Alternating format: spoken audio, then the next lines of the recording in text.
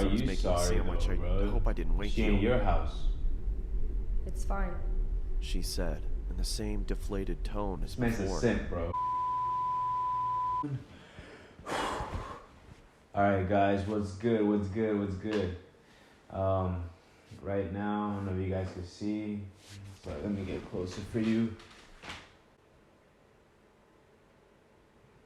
4 o'clock in the morning. Honestly, I have no idea what I'm doing up. I might as well hit you guys with a back-to-back. This video is gonna be called Roommate. First of all, shout out to Llama Arts for providing this video. You know, thank you so much. I really honestly don't know what I'm doing up. Without further ado, man, let's get to this video. 3, 2, 1. Alright, bet. The Roommate. Looking for a new roommate is always a daunting task. I know, right? Even though you interview and take the time to get to know that person, you don't truly find out who they are until you start living with them. I had begun searching for a roommate after I decided to leave my current residency. I was contacted a couple of hours after placing an ad on the Facebook Marketplace. Bro, just don't get roommates at all, man. Read. Just don't, bro. Just live on your own, Hey Chris, bro. I'll be moving out of my current apartment this August, and I'm looking to room with someone new, as my roommates are moving to California this year. I'm 27 and I'm currently going to school. When I'm not at school, I enjoy hiking and watching movies. I also apprentice at a taxidermy shop on the days I don't have class. Hope that's not weird. It's always been a fun hobby of mine. Anyway, I'm looking forward to hearing back from you. Have a great day, Lunaire. My first and most obvious reaction after reading the message was to check her profile. She was of medium height, had long, messy blonde hair and green eyes. In her profile picture, I saw her standing with a man and a woman shoulder to shoulder. They each adorned goofy grins and held up peace signs. Seems too good Under to be the photo, true. the caption read, "Love my roommates." I smiled to myself and decided to send her a message back. The sun beat down on us as we hoisted various objects to the second floor of our new apartment. It took us a couple days to get everything out of the moving trucks and into our new place, but as soon as we did, a wave of relief washed over our sweat-drenched and sore bodies.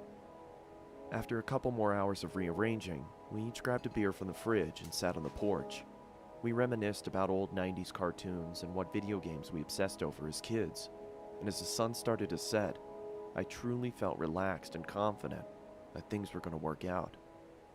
A week later, I started a new job for a construction company that was owned by a good friend of mine. As I was getting ready, I heard the front door swing open. I walked into the living room to see Lunaire and her friend David sliding in a large box. "What you got there?" I asked. Through a strained grunt, she replied, I bought a freezer to store some of the animals I'm planning on using in my taxidermy work. That bitch says she bought a freezer, bro. You better check I was that. obviously hesitant at first, as there was no mention of this happening in the first place, but I eventually accepted and returned to my room to continue getting ready for work. I came home at around 9 p.m. after having a couple of beers with friends and noticed that the freezer was nestled snugly in the lower part of the pantry. A low hum could be heard reverberating off of the inner walls. I was curious to see what was inside, but didn't want to intrude on Lunaire's business, so I went into my room and changed into more comfortable clothing. After changing, I came back out into the kitchen and started making a sandwich. Y'all see that? I opened the fridge and Oh grabbed yeah, I what saw I needed. that. As I turned around, I That stubbed my stain. toe on the edge of the island Oh, I hate when that countertop shit and happens, let out bro. a long, exasperated grunt. Through my frustration, I slammed the fridge door shut and checked my toe to see if there was any bleeding. As I raised my head back up, I was greeted by a shadowy figure. Lunaire was standing in the doorway leading to her room. The darkness behind her almost seemed to envelop her. Is everything okay? She said in a deadpan tone. "Shit, yeah, I'm sorry. I just slammed my toe into the corner of the countertop Why as I was you making a sorry sandwich. though, bro? I hope I didn't wake She you." in your house. It's fine. She said in the same deflated tone as This man's a before. simp, bro. She then turned around and walked back into the darkness of her room. I could tell that she was pissed, so I quietly made my sandwich and retreated back to my room as well, only hearing the low hum from the freezer as I closed my door. You better I had the question next her, day bro. off, so I was able to sleep in a little longer than usual. When I finally emerged from my room, I walked into the kitchen to make breakfast. As I opened the refrigerator, I noticed that the light wasn't turning on and there was a lack of cold air escaping from inside. I turned around and flipped the light switch to confirm my suspicion. Sure enough, the power was out. Damn it, I muttered under my breath. I walked over to Lunaire's room and knocked on her door to tell her about the power outage if she didn't already know, but there was no answer. I then remembered that she had classes that day and probably wasn't home. I walked back to the kitchen and past the pantry. As I did, I slipped on the floor, but was able to catch myself on the countertop. Yeah, this man's clumsy, I bro. exclaimed, as I looked down at the floor, trying to figure out what I had slipped on.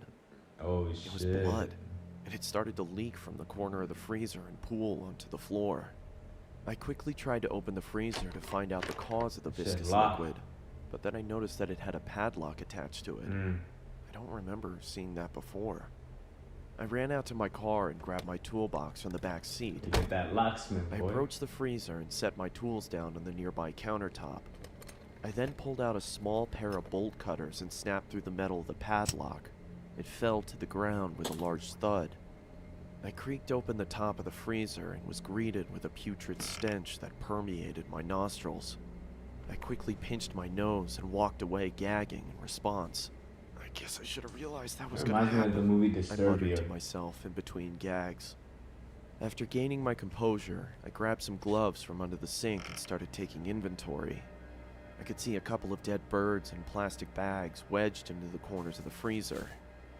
I took each bag out and set them in the trash can nearby. That's when I noticed that the blood was coming from the corner of the larger black bag. Away all her fucking I don't know why, but I decided to open the top of the bag and peer inside. I was greeted by large, milky white eyes, a swollen black tongue surrounded by cracked and bloated lips, and the matted hair of a human head. I swiftly dropped the bag and fell backwards onto the floor. My breathing had ceased to exist, and I grabbed the trash can next to me and expelled my disgust into it. I then ran out the door, got into my car, and called the police. As I sat in the interrogation room with a blanket over my shoulders, I couldn't help but think about the face I'd seen. It looked so familiar. That's when it finally hit me. I pulled out my phone and looked at Lunaire's profile picture. It was her old roommate, the one she said was moving to California. When the detective entered the room, she started the questioning process, asking me if I started noticing any weird behavioral occurrences around the apartment. Yeah, I stubbed my toe the other day, and she creepily stood in the doorway. Yo, any weird shit going on? Yeah, bro. For some reason, I had a strange stubbed my feeling toe, man. That shit hurt. Concerned about something. That's when I connected the dots. She didn't come out into the kitchen because she heard me stub my toe. She came out into the kitchen because she thought I slammed the freezer instead of the fridge. A cold sweat started to form on my forehead as my surroundings became blurred. I could hear a low whine slowly starting to cover up the words of concern from the detective. As my vision started to clear, I could see another officer enter the room and whisper something into her ear as he handed her a piece of paper. "Do you have somewhere you could stay at?" she asked. I mean, I was planning on staying with my parents. They live about 30 minutes outside of town. Okay, she paused. Listen, I don't want to worry you, but we found this picture inside of your apartment. She slid the piece of paper across the table, and I immediately felt like someone kicked me in the chest. The head of Lunaire's other roommate sat on the chair. In the background, scrawled on the wall in blood, read, "Love Yo, this whole's psychotic. All of them." Alright. No cap. That's honestly the best one that I've heard thus far. Like, that was honestly creepy for me. So, thank you if you guys made it to the end of the video. I honestly don't sleep, bro. This is what I be doing. You know, I don't even know why I be up, but thank you for joining me today.